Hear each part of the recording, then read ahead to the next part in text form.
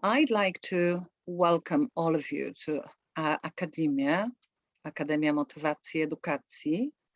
This is our 10th seminar, which relates to what happens in Ukraine, to the war in Ukraine and the tremendous suffering of people in Ukraine and tremendous suffering of refugees who are in Poland.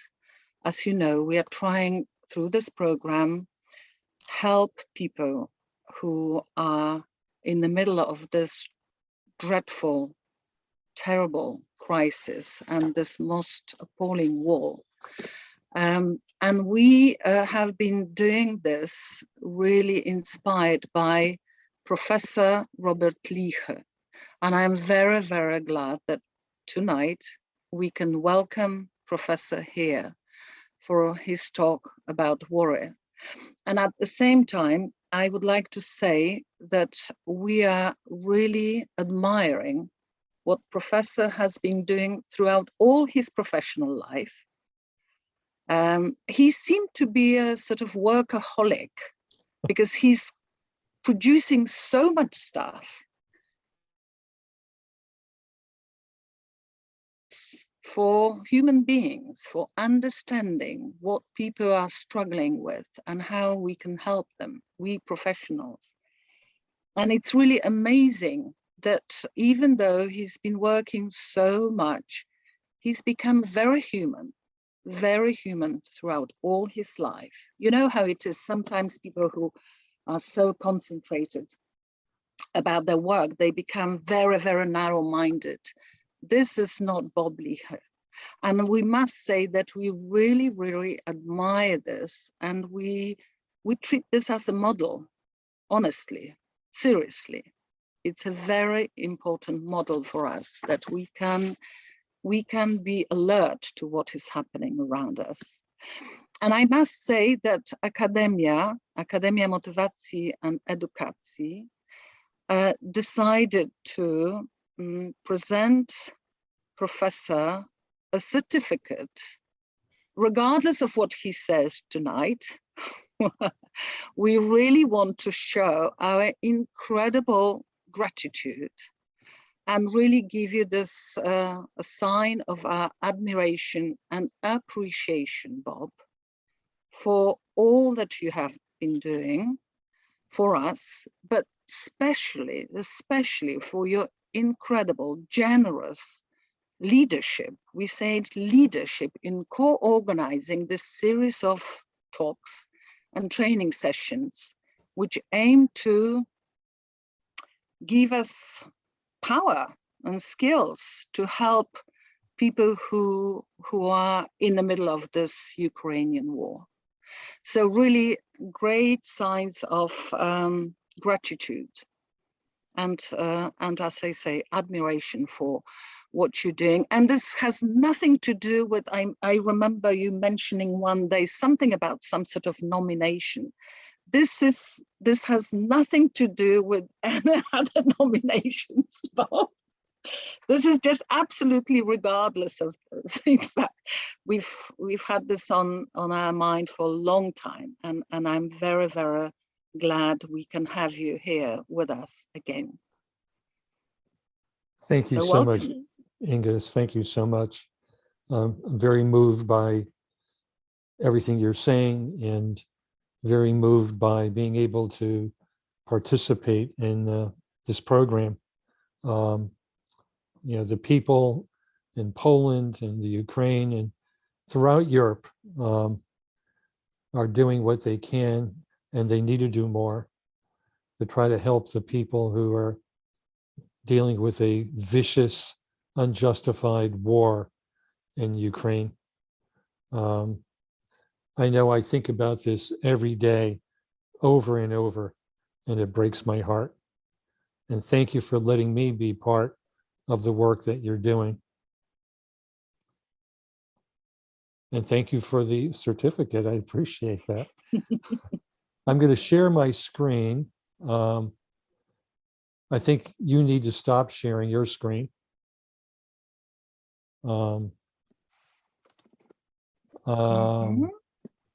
Okay, so I'm going to share my screen and put up my slides. And let's see.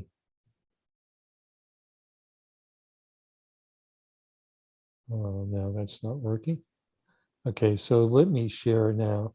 Here we go. Just give me a moment.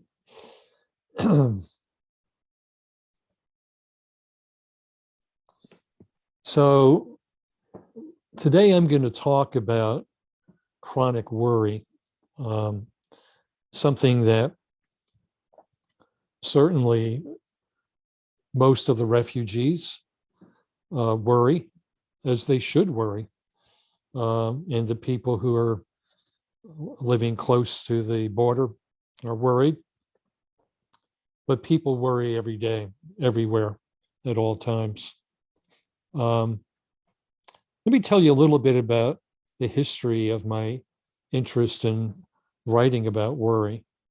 I wrote a book called The Worry Cure, which has been translated into many languages. It's been translated into Polish and Russian and many languages, many European languages, Asian languages. What motivated me was the attack on New York City in 2001. My wife and I were in Istanbul, Turkey, when I saw on television the second plane hit the World Trade Center towers, and we came back to New York a few days later. Everybody was worried. So for a couple of months, like everybody else, I was worried, will there be another attack? And I thought either I could worry or I could write a book on worry. So I wrote the book, The Worry Cure. And so some of the ideas that I'll talk about today are covered in that book, but also there's some newer ideas that I've developed that I want to share with you. So when we are dealing with patients, we often diagnose them as having a psychiatric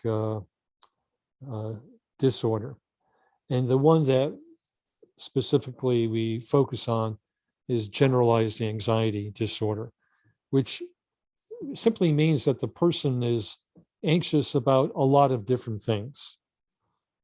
So, for example, the person with panic disorder is anxious about having a panic attack. The person with social anxiety disorder is worried that people will see that they're anxious, and the person who has obsessive compulsive disorder worries that they might become contaminated. Generalized anxiety, you're worried about several things. You can be worried about any one of those things, but you might be worried about your health. You might be worried about your relationship. You might be worried about what people think of you. You might be worried about money. You might be worried about your job. So worry is a key feature of generalized anxiety disorder. But there are also a number of physical symptoms that we often see, like restlessness or feeling tense or keyed up, being easily fatigued, getting tired easily, having difficulty concentrating, and your mind going blank, feeling irritable, angry, tension in your muscles, and difficulty with sleep, either falling asleep or staying asleep or not having satisfying sleep. So the generalized anxiety disorder, which is the worry disorder, has a number of physical symptoms. 38% of people worry every day, and probably now in Ukraine and in Poland, it's close to 100% of people who worry every day. Some people say, I've worried all my life. And, when you talk to people who are in their 70s, some of these people will say, I've been worried on and off for 40 years. The worry eventually for many people leads to depression. It leads to kind of a low level depression that can last for years for some people, a chronic depression. And it's a core feature of all of the anxiety disorders. As I mentioned, people who have obsessive compulsive disorder worry about contamination or making mistakes. People with panic disorder worry about having a panic attack and having a heart attack or going insane. People with social anxiety disorder worry that they'll be seen as anxious and weak and so forth. So it's a key feature of all of the anxiety disorders. And it also is related to a number of physiological complaints like irritable bowel syndrome, fatigue, depression, and digestive problems of all sorts. So it's a pretty wide-ranging, chronic, and often difficult to treat disorder. I want to share with you different models of worry from the cognitive behavioral point of view. And there are other approaches to worry that are not cognitive behavioral. There's the interpersonal psychotherapy model that Dr. John Markowitz will be talking about in one of the lectures for this series. So the cognitive model that comes out of Beck's work, Aaron Beck, the founder of cognitive therapy, there are several components of the cognitive model of worry. One is people who worry overpredict threat. They see the world as very, very threatening and dangerous. Second, and I'll go into each one of these. Second, they have a biased negative view, what we call automatic thoughts, which I'll describe in a few minutes. Next, they have underlying assumptions or rules about the way they should be or what they need to do and how the world should be. And finally, underneath all of this are the personal schemas or kind of personality dimensions, such as, the person who is narcissistic believes that they're a special person and that they should always be viewed as unique and special. The person who has dependent personality worries that their partner will abandon them and they'll be left alone and they'll be helpless. The person who's compulsive has perfectionistic standards about how they should do and everything should be perfect. So people have personality disorders and their particular schemas or concepts in which they see the world, and that feeds their worry. But what I'm going to talk about today is mainly these three parts: predicting threat, negative automatic thoughts, and underlying assumptions. And I'll describe them, and then later I'll describe how we can address each one with techniques. So the overpredicting threat, people who worry, they actually have done studies, asking college students to write down what they're worried about, and then actually find out a couple of months later what happened. There are two studies that have been done, one by Borkovic and the other one by Michelle Newman. But Borkovic's study, 85% of the events that people predicted would turn out really bad actually turned out either neutral or positive. So 85% of the things that they predicted did not turn out to be negative. In Michelle Newman's study, a more recent study that was published 2 years ago, she found that 90% of the events were either neutral or positive. So an overwhelming number of the things that we worry about never happen, which is important The other thing that's interesting is that when some of these events turned out negative, um, and they asked the students, well, how did you handle it? And 79% of them said, I handled it better than I thought I would. So people who worry are predicting 85 events or 90 events that don't happen. Um, and about in the 10 or 15% of the negative events that happen, 79% of the time they handle it pretty well. They're actually, people who worry are actually good at solving real problems that exist. But how do you solve 85 problems or 90 problems that never occur? So I want to keep this in mind about over predicting threat. It's part of worry, and it's part of all of the anxiety disorders. So how does the worried person think? They tend to pay a lot of attention to threat. You know, they look for threat in their environment, not because they want to be anxious, but because they don't want to be surprised. So they selectively attend to threat. They're looking for threat that I'm going to be killed, or I'll starve, or I'll never be able to get home, I'll never get a job. So they selectively focus on threat. The second part is they have a selective memory for threat. In other words, they remember negative things more. So they're storing all of this information about the world being dangerous. And they selectively search out information for threat.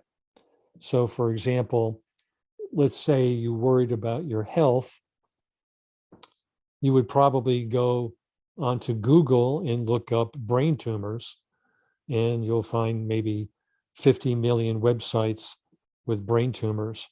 So when people are worried, they search out information about negative events, brain tumors, disasters, planes crashing, bankruptcy, bombs, whatever. It's a selective search for threat. So you can think about worry is a strategy that's activated to cope with the threat. So if I believe the world is threatening, I'm going to want to look out for all the signs of danger so I can get out quickly, or be prepared, or not be surprised, or protect myself and my family. So chronic worry is not insanity. What it is, it's a threat detection system. It's like having a smoke alarm that's highly, highly sensitive. And, a smoke alarm so that if somebody lights up a cigarette a mile away, the smoke alarm goes off. Another part of the way that worried people think is they have some typical negative thoughts, and we call them automatic thoughts, because they just seem to happen automatically. That it's not like you're trying to be anxious, these thoughts just come to your mind. And one set of thoughts is we call fortune telling, where you're predicting the future, like predicting I'll never find a home, I'll never get a job, I'll never be happy, I'll never have enough money.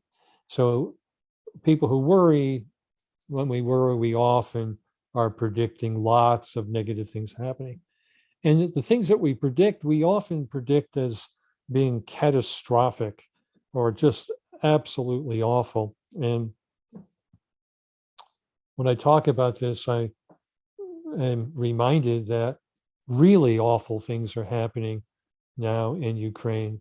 And so you certainly have every right to have your worries and to be very upset about what's going on. It's just absolutely awful. But a lot of times when we worry, we're predicting these awful things in the future. And some of them may happen, but many of them may not happen. So we want to look at, is our thinking really based on the facts, or do we have a particular bias to predict awful things? The next thing that we tend to do when we worry is we take it personally. So if somebody is anxious or bored, we tend to think, oh, I must be a boring person, or I'm not a good person, or if something doesn't work out, we think it's all our fault. So we want to think about when we worry, are we thinking, are we really the center of the universe? Is it really all about us? Another part of worry is we engage in a lot of mind reading. What are people thinking? We often think we know what other people are thinking, but we don't know what other people are thinking most of the time. But some of the worry might be, they think I'm a bad person, or they're going to reject me, or, they're angry at me or whatever. But we may not know that. And another part, and there are many other categories of automatic thoughts. I'm just highlighting these 5. Another would be the tendency to discount the positives. In other words, even though there may be some positive things in our life right now, like I'm alive, or my children are with me, or I have a place to sleep. When we worry, we tend to discount those positives and then focus on awful things that we imagine that could happen. So we want to look at, do we have a habit of thinking this way? And is there another way we can think of it? Now, sometimes these negative thoughts will be true. We want to keep that in mind. This is not about just thinking positively. But what adds a lot of power to these negative thoughts are certain assumptions that we have about the way we should be, or the way the world should be. We often think I need to have approval from people all the time. So if somebody finds me boring or doesn't like me, that's upset because I think I need to be approved of. Or we have perfectionistic thinking about the way the world should be and the way my life should be. And we overvalue control. We think if we don't have control all the time, then we're in danger and terrible things will happen. So we can look at what gives power to the worry. What are the underlying assumptions? And there are many underlying assumptions or rules. Another model of worry is the intolerance of uncertainty model that was developed by Canadian psychologist Degas and Ladouceur. And what they found is that, and we know this is not only true with worry, but it's also true with obsessive compulsive disorder, that people who worry believe that uncertainty is a bad thing. It means if I don't know for sure what the future is going to be, then it's going to be a bad outcome. So, there are a lot of things we don't know for sure. That doesn't mean everything's going to turn out bad. And we'll talk more about that later. Another part of the intolerance of uncertainty is that we think that uncertainty is something we cannot accept. Oh, I need to know for sure. Think about how many times when you're worried, you think, well, I need to know for sure, and I need to know right now.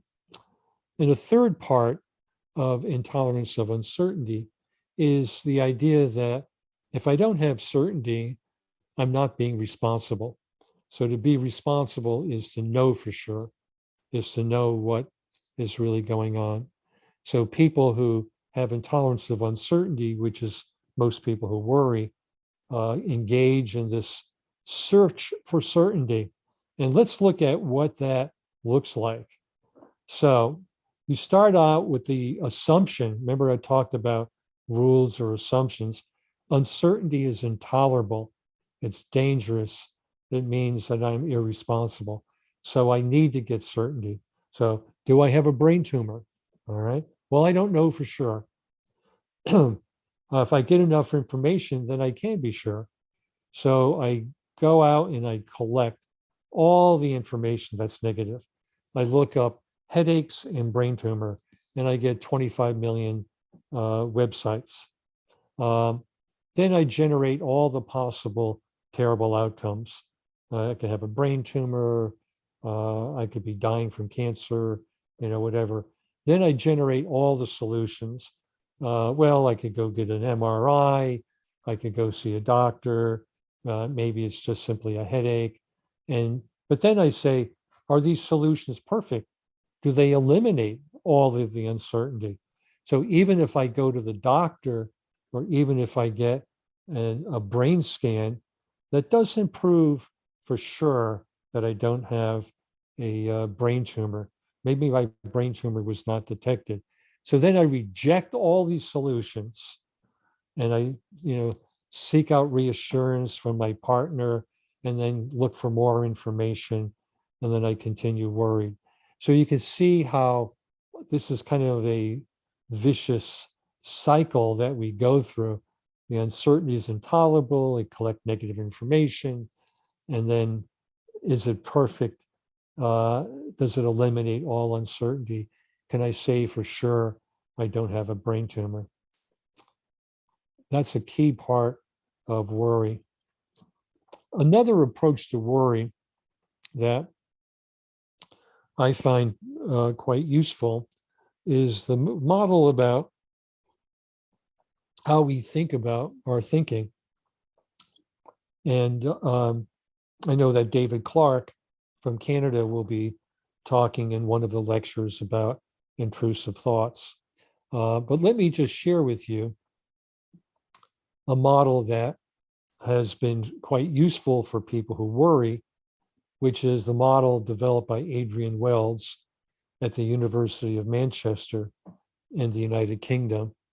So Adrian identifies 5 parts of what he called the cognitive attentional syndrome, which is really how we think about our thinking, how we think about our thinking, how we pay attention to our thinking. So what he finds is that people who worry are always looking for threats. So that's part of the cognitive model. It's repetitive. It's not just I worry for 1 minute. I might be worried on and off for hours or days. So it's repetitive. Oh, could it be a brain tumor? Oh, could it be a brain tumor? Could it be a brain tumor? So I'm repeating it over and over and over. I'm sort of stuck on my worries. As a result, I have limited ability to think about things, and my mind can only hold a certain number of thoughts. So we often find with people who worry that they can't remember things, they can't pay attention to things because their mind is so distracted by all these worries. And then they use control strategies such as trying to suppress the worry. Don't worry, that's not a good thing. Stop worrying. None of that works.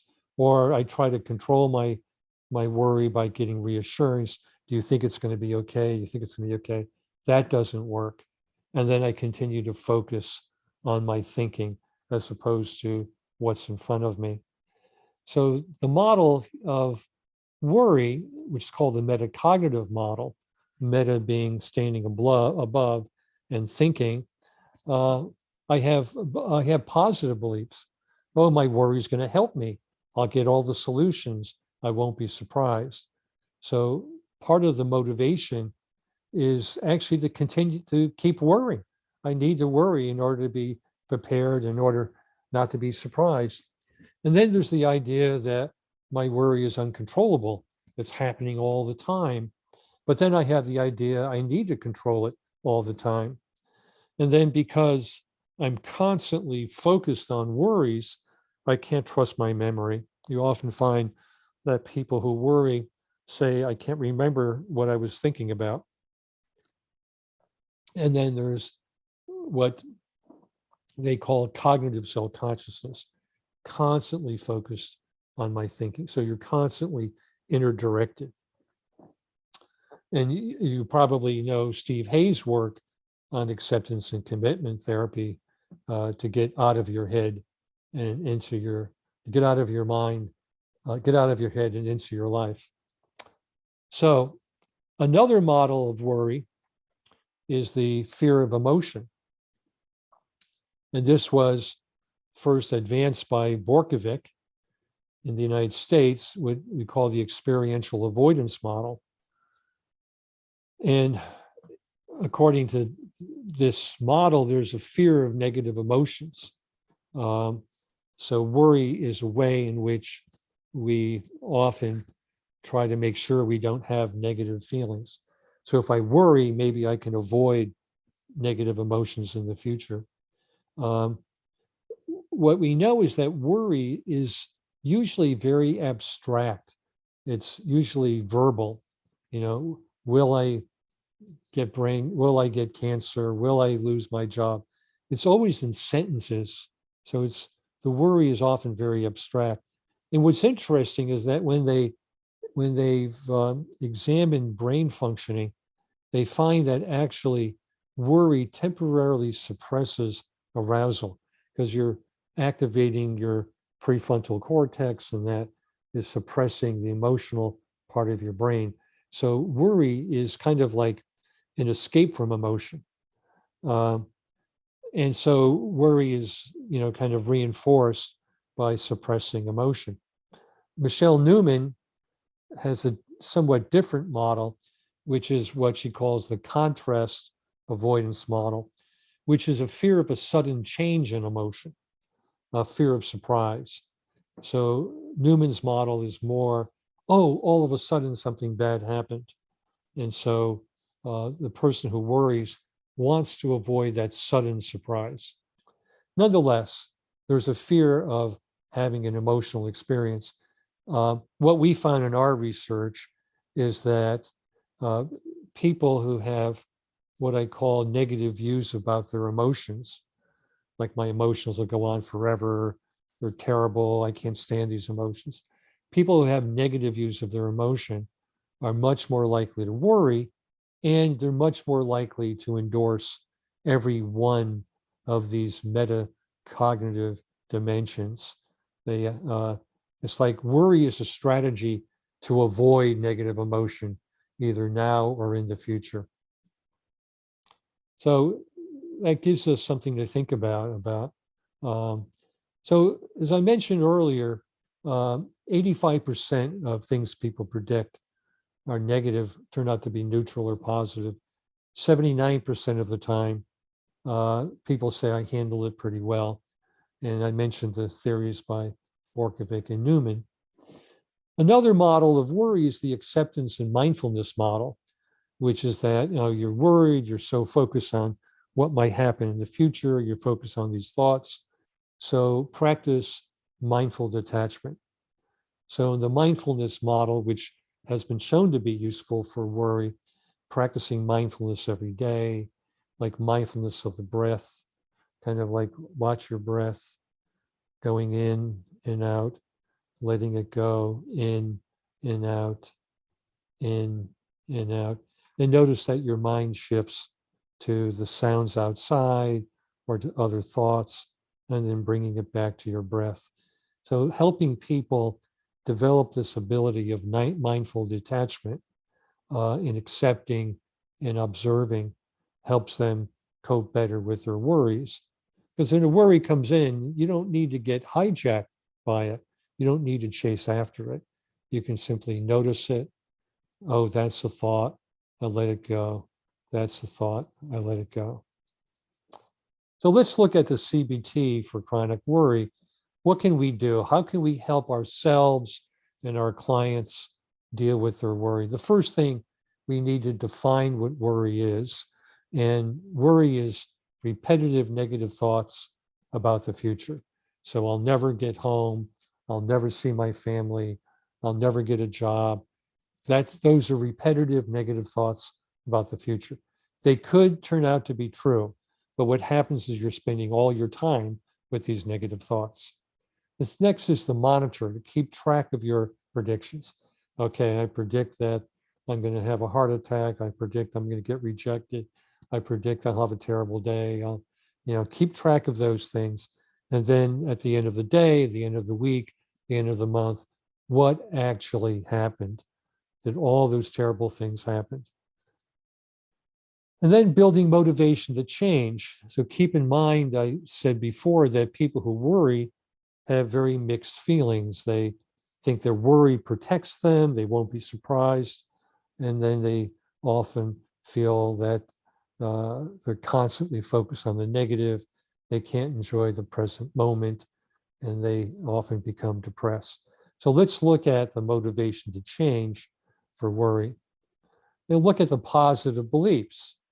For example, if I worry, I'll avoid surprise. But we can think about your predictions as just one of many possible outcomes. One possible outcome could be things might turn out to be okay. Maybe you'll cope better than you thought. The idea that worry is the same thing as solving problems, but worry is not the same thing as problem solving. Problem solving is like if I think that I left the water on, I could either worry about it or I could turn the water off. Turning the water off is a problem solving. Worry is not. We may think that worry helps motivate me to get things done. If I worry, I'll be motivated, I'll try harder. But we often find that when people worry, they actually avoid doing things because they're kind of frozen and they procrastinate because they don't want to, like people who have health anxiety either go to see the doctor too much or never see the doctor.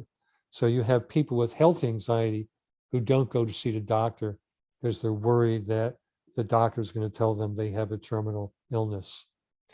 Another thing that we find with people who worry is the idea that they have to suppress their thoughts.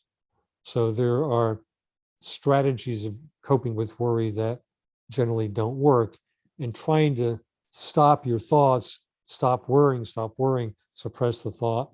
Like if I asked you, don't think about white bears, close your eyes, don't think about white bears, you're going to think about white bears. This is research done by Daniel Wegner, who was at Harvard, who called ironic processes. The more we try to suppress an emotion or a thought, the more likely it bounces back even stronger later. So thought suppression does not work in the long term. One technique that we use is having patients, sorry for that, having patients assign a time, an appointment with my worry. So it's currently 12:41 in the United States, and I guess it's 18:41 in Poland and Ukraine. So I could say, well, I'll schedule 20 minutes, an hour from now to worry. So what happens is that, people, oh no, I can't set aside time to worry. That just simply comes to me. Worry time, just imagine if you could just set up an appointment that you're going to spend 20 minutes every day focused on your worry, and you'll use some of the techniques. All right. Then what you do is, this is kind of stimulus control. You're not lying in bed worried. You're not sitting at home worried. You're not, worried in the morning, evening, at night. You're just going to worry in the afternoon for 20 minutes. And it frees up your attention for other things. Most patients say, I can't do it. But if you could do it, think about the advantages. So, and I'll talk about how to handle those objections. So we can try worry postponement. I'll worry about it later. I'll set aside a time when I'll worry. I can shift my attention to other things. So I could either be worried about whether I'll have enough time to get my paper done, or I could work on the paper. I could shift my attention to that. You can practice mindful detachment. If you think that you have no control over the worry, you can actually practice mindfulness of the breath. As you get better at mindfulness of the breath, you realize the intrusive thought comes, and then you say, I notice it, and I'm going to let it go. So some patients think, I can't do worry time. I can't set up a time to worry. I can't have an appointment to worry. And they say, I cannot put it off to later.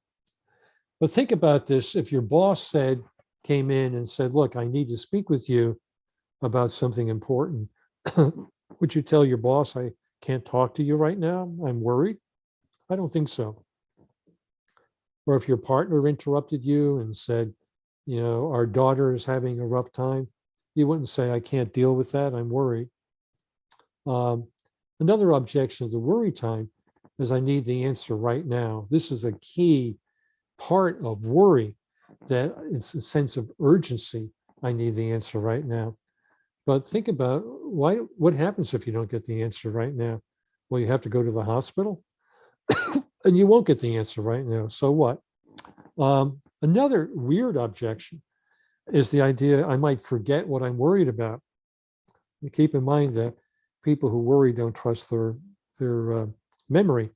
So what I ask people to do is, put it in your smartphone or write it on a piece of paper and get around to that topic later. So let me go back here for a minute. And what they find is when they get to worry time, it's either they're not worried about it, in which case the worry goes away on its own, or it's the same thing over and over. In which case, then the next thing to do is to ask, is this productive or unproductive? So productive worry leads to a solution or progress today. So if my worry is, did I leave the water on in the kitchen? Productive worry would be, is there something I can do today? Yes, I can go and turn off the water. Unproductive worry does not lead to a solution. So unproductive worry could be if I'm giving a talk, worried that people are not going to like it. There's not much I can do about people liking or not liking what I say, except to simply get my slides together. So the question here is it going to be productive to continue worrying about this, or is it unproductive? This, I think, is a very important decision for people that I find often very useful. And then we have to think about what we can accept. Now, think about all the things that you accept in daily life: uncertainty, lack of control, unpleasant outcomes, and unfairness. So, like in giving a lecture, I don't know if the power will go out, if the PowerPoints will fail, if my mind will go blank, whatever. I have to accept that uncertainty. You accept the uncertainty walking across the street. You accept the uncertainty eating food. You accept lack of control. A lot of things in your life you don't control. You accept that life does have unpleasant outcomes, that no matter how much we worry or prepare,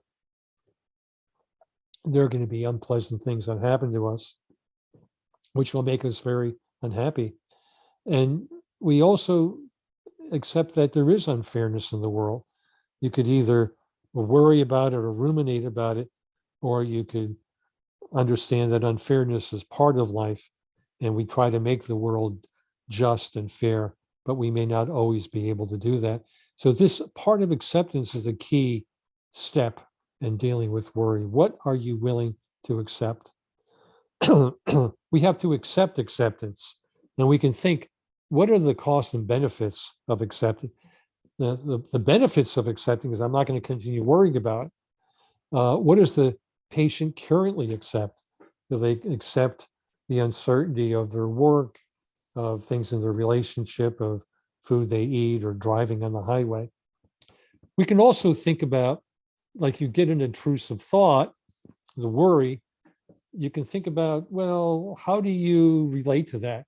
One image I use is the telemarketing call, somebody trying to sell you something, right? So if the phone rings, do you know it's a telemarketing call, somebody trying to sell you something? Do you spend a lot of time on the phone with them, or do you hang up? Or think about the intrusive thought, the worry, as noise in the street. Oh, That's the background noise out there in the street. I don't have to, oh, I hear an ambulance going by. I don't need to chase after the ambulance. Or you can think about the worry as email in your spam filter. So, oh, I don't want to read everything in my spam filter. Or you can think you're at the train station and there are trains going back and forth and in and out, north and south, but you don't get on all the trains.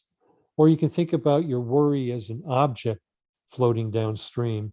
So we want to think about worry as a thought that occurs that you don't chase after, you don't get hijacked by, and you notice it.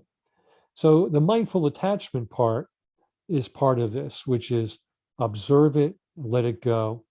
Observe the trains in the station, don't get on. Practice mindful attachment by describing the objects and shapes in the room. So you can use lots of mindfulness, mindful awareness, mindful attachment, detachment to handle your worries. You can use mindfulness meditation. You can think of worry, oh, that's a mental event, which is not the same thing as a brain tumor. It's not the same thing as losing my job. It's a mental event, it's a thought. I can practice mindful meditation daily. I can practice observing moment to moment, letting go and accepting. And many of you are knowledgeable about mindfulness practice. And so you can put that right into your work with people who worry. You can test out your predictions, as I mentioned earlier. Keep track of your predictions and the outcomes. Think about the things you worried about in the past and how they actually turned out. You probably have forgotten most of the things you worried about. And also positive events that you did not anticipate. So you might be worried about something, but then something positive might happen, like you might meet somebody that you didn't know even existed. And we can also use traditional cognitive therapy techniques, such as looking at your predictions and think what the thoughts are that you have. Did you fail the exam? Was it catastrophic? Are you failing at everything, or are there some things that you do well at? How do you know what the other person is thinking?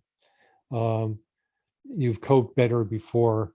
The idea that because I'm anxious, therefore it's dangerous. A lot of people worry is emotional reasoning. I feel anxious, therefore it's dangerous. Feelings are feelings, they're not facts about the world. And you could use forms such as this form, which is a form that is in the Worry Cure book, and we can make these slides available through Ego. You can look at the costs and benefits of worry. What evidence do you have from the past that worrying has been helpful? Are you able to give up some control? Does worry actually give you control, or does it make you feel less in control? And so forth. So we could use a whole range of cognitive therapy techniques. And also one thing to think about, how are you going to feel about this in 2 days, 2 weeks, 2 months, 2 years? But thinking about all of these things, we can do a cost-benefit analysis. We can look at the evidence. What is the evidence for and against the brain tumor? We can view things on a continuum where 100 is the worst thing possible and 0 is the absence of anything negative. What are you actually worried about? You might be thinking that I'll die, but maybe are there other things that are less extreme that could happen? We can take somebody else's point of view. What advice would I give a friend? What advice would a friend give to me? We can turn off the urgency, because we often think that our worries, we need the answer right now, which of course is not true. We don't really need the answer right now. So turning off the urgency, I think, is a key thing. That's part of the time perspective. I need the answer right now. What if you don't get the answer right now? What's going to happen? No, we don't see people going into the hospital and to intensive care because they don't have the answer right now. Thinking about how will I feel about this in a month, a year, 5 years, for the refugees and for the people dealing with this horrible thing. Of course, you're going to be upset and angry and worried, but maybe a month from now, a year from now, 5 years from now, things might be different, might be better. We don't know. Certainly, we don't know. But let's hope that maybe that might happen. We can learn from experience. How many of my past worries have proven to be wrong? We think about the 85 or 90 worries that don't come true. And about the 79% of the things that when they happen, we cope better than we thought.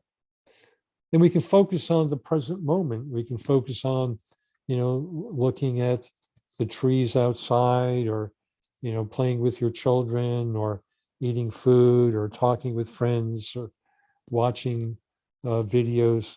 Focus on the present moment rather than the worry. So I know I've gone through lots of different things today, and you're probably thinking, oh, we need more of that. But if you want to contact me, feel free to send me an email at my address below, and I'll try to respond.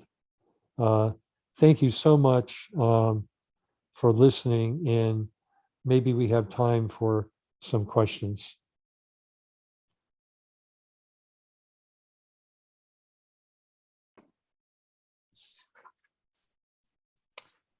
Dziękujemy bardzo. Rzeczywiście pytania możecie Państwo... Thank you very much.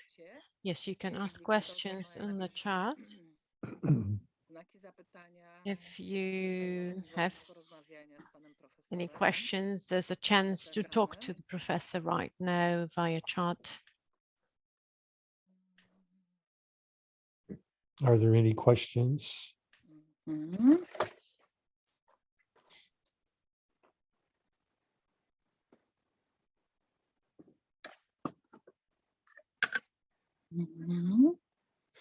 Jak pomóc uchodźcom, którzy się How tak can we help poważnie refugees who are so worried about their loved ones? One of the questions is about how to help refugees who worry so much about their loved ones and Of course. friends. Thank you for that question. Such an important question. Of course, you're worried about your love. I'm worried about your loved ones. I don't even know you, and I'm worried about your loved ones. The whole world is worried about you and your loved ones. So sometimes when we have negative emotions, we have to realize they're connected to important positive values: love, commitment, loyalty, courage. Of course, you're worried about your family. That's just part of being a human being. So when you're worried about your loved ones, I can tell you that that is universal. That is part of being a human being. Having said that, there are 24 hours in a day. And so to step away from the worry about your loved ones for part of the day, to try to focus on the present moment, try to focus on the people you meet, try to get to know the people who are helping you, try to keep alive your hope. Many of you I know have pets with you. I just think it's so wonderful when we see pictures of people from Ukraine carrying dogs and cats across the border. Pet your cat and pet your dog, but understand, validate that those worries are part of being human, part of what makes you a loving person.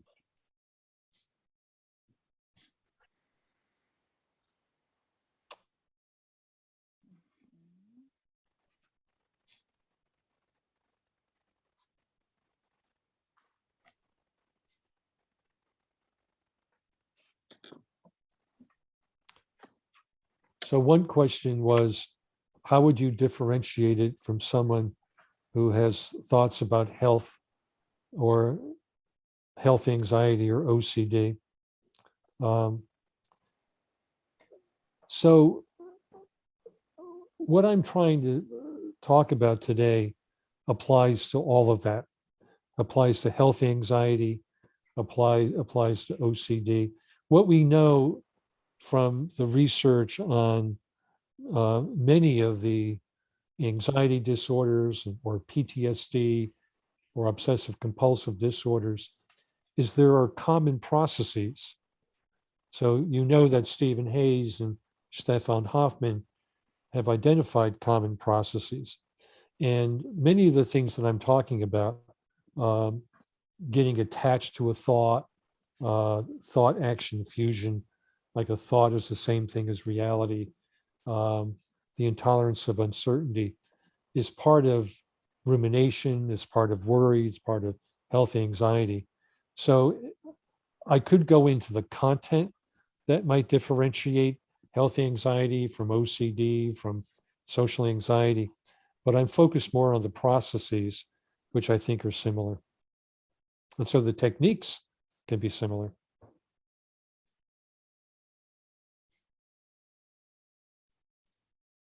So is there going to be a recording of this lecture, Iga? Yes? Tak, jak najbardziej. Wszystkie nasze... Yes, we have all the lectures, the webinars recorded in 3 languages, in English, in Polish, and in Ukrainian. And in a few days, they will be available. We're in the course of preparing a system to share these recordings, but we want as many people as possible to have access to them and get inspired by this work. Well, we're running out of time, but I would like to read a question about how to support children who are afraid, who are worried about their loved ones, who are at schools. The teachers just don't know how to handle it, how to help those children. How can we protect them so that this worrying does not grow, does not escalate? Do you have anything inspiring? One question was people worried about their financial situation, which I'm sure is a major factor. So let me share with you, I grew up very, very poor in the United States. So I know what it's like to be poor. But what I realized when I was a poor child or a poor adolescent, I had my friends. We used to play basketball and baseball and football, and I had my family. I had books to read. I had people to talk to. So you can be poor in money, but not poor in the ability to love, to enjoy life, and to have gratitude for what we have. I don't mean to invalidate that money issues are unimportant. Of course they're important, but sometimes money issues work themselves out. You know, when immigrants or refugees go through a difficult time, they often have money problems. I can tell you in the United States that some of the wealthiest people in our country are the children of immigrants.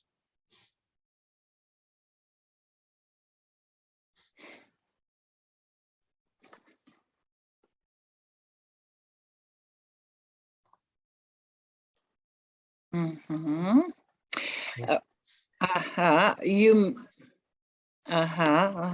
We're not sure if you heard the translation of this question, because have you switched anything on your computer now, Bob? Because maybe you haven't heard everything, or have you heard everything that is being said? I have the And translation the translator? off. I have the translation off. Ah, I'll turn it on. So I turn it on? Thank Okay. you. That's All right. brilliant. I apologize. Okay. Yes. Mhm. So there was a question to you. so- Maybe can you hear me now? I can hear you, yes. Yes, so I will repeat Ms. Iga's question that she asked before Yeah. about children, about, yes, let me repeat the question. It's a question about, perhaps not everybody could hear the question. So the question was, how can we support children at schools? Children here in Poland who are from Ukraine, who are so much worried about their loved ones, about their situation in Ukraine, and the teachers don't have the tools to support them. Yeah. Good question. And of course, the children are the most vulnerable. They don't have the tools. So what do children need?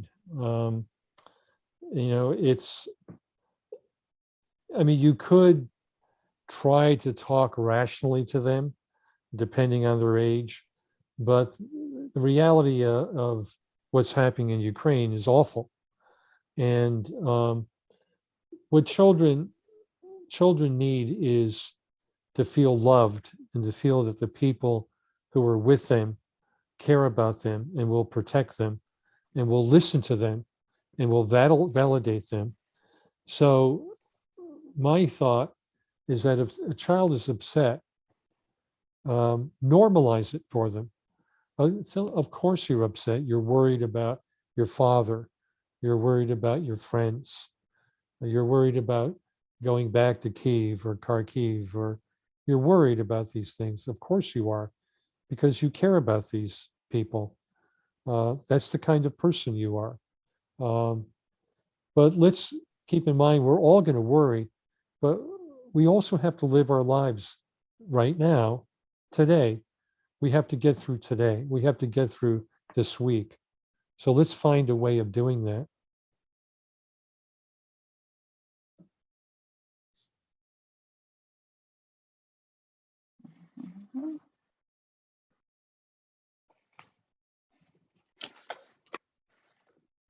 Is there one more question?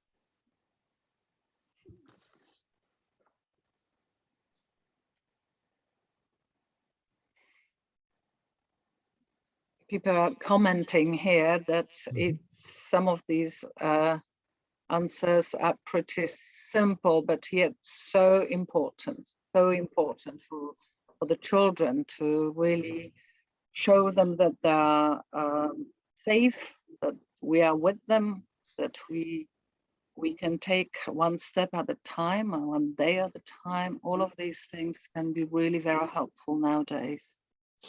For the past 2 years, we've all been worried about pandemic. And we could either worry about it every day, or we could keep ourselves busy. So what I've tried to do is to keep busy every day, 7 days a week. So you could either worry about what might happen in the future, or you could engage in behavior. The behavior could be, for the child, going to school, making new friends, maybe learning a new language, spending time with mom, spending time with pets, looking at some of the things in Poland that are beautiful, or the Ukraine if they're still there. Keeping busy is an alternative to worry. When you're busy, you're focused on the thing in front of you. When you're worried, you're focused on what's in your head. I think I'm going to have to leave in a minute because I have a patient in a few minutes.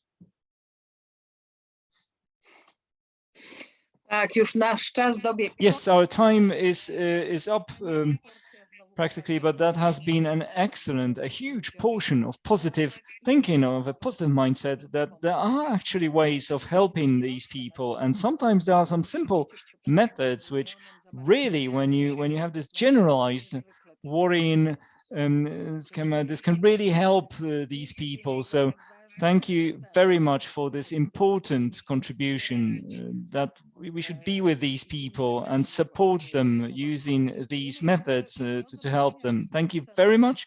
and Can I see just you say one very, more very thing? soon. Can I just say one more thing? I had a patient who was very worried about his son. And I said to him once, I said, you know, either you could worry about your son or you could love your son, but they're not the same thing.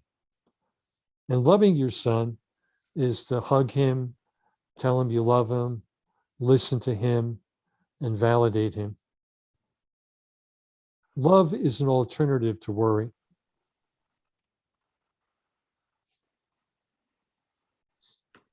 And thank you I for z tym having me. wspaniałym przekazem zostajemy. Miłość to And alternatywa. let us be left with this wonderful message that love is an alternative to worry. We believe we know which direction to follow. So let this be our takeaway. Thank you for this series and for your amazing contribution. It's really invaluable. Thank you, Inga, and thank you everybody for all you're doing. My heart is with you. I'm thinking about you every day. Take care now. Dziękujemy wszystkim za udział. Thanks everyone for participating, for attending. And well, in 2 days we have another very important guest, William Miller, with a very important topic, practical suggestions on what to do to be better helpers. So join us in 2 days, Thursday at 6 p.m. Thank you very much to everyone who has supported us in this, and see you down the road.